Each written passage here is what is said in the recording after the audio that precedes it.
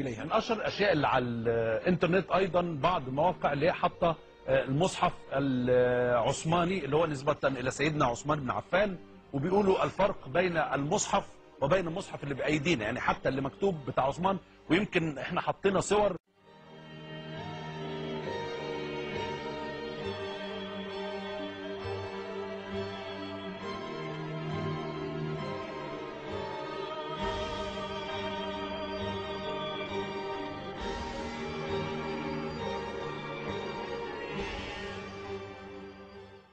الآية الأولانية بيقولوا إنه هي الآية مكتوبة ناقة الله لكم، هذه ناقة الله لكم آية فذروها تأكل في أرض الله. النص في المخطوطة بيقول هذا مش هذه. لا هو مش عارف يقرأ بس. هو مش عارف اللي أنت علم عليها علامة فوق دي. أيوة. دي الهاء بتاعتنا.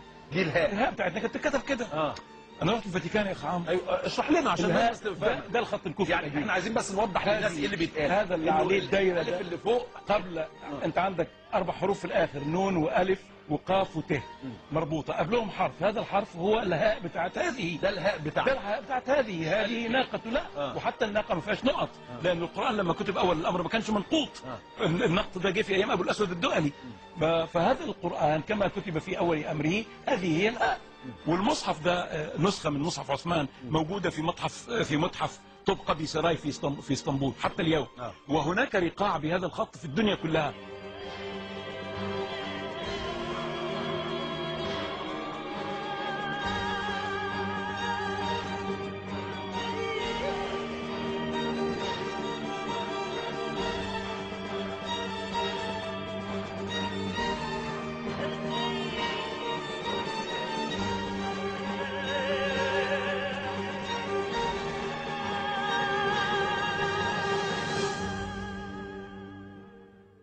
دي كلها. خلينا برضو نيجي عند الآية دي، جاز حضرتك شرحت لنا الهاء أو تخفوه يحاسبكم به الله فيغفر لمن يشاء ويعذب من يشاء والله على كل شيء قدير. هذه مكتوبة هي والله، هي قدامه اللي عليها الدايرة اللي فوق دي لام ولام واللام القصيرة الأخيرة.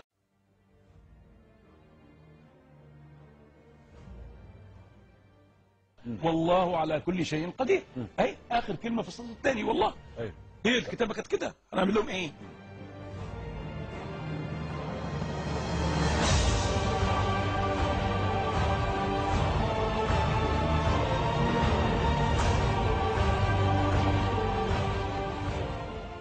قالوا لهم هاتوا كمبيوتر واعملوا خط النسخ وخط الرقعه عشان الناس تبقى عارفه بس خط الفارسي. ايوه دي كتابه يا عم عشان الناس، اصل كل الناس اللي بتخش على النت بتشوف الكلام ده ما عندهاش علم تلخبط. لكن لا العفو، لا العفو، انا اقصد انه هذه هي الكتابه القرانيه القديمه وقرئت وكتبت على نحو واحد لا يختلف.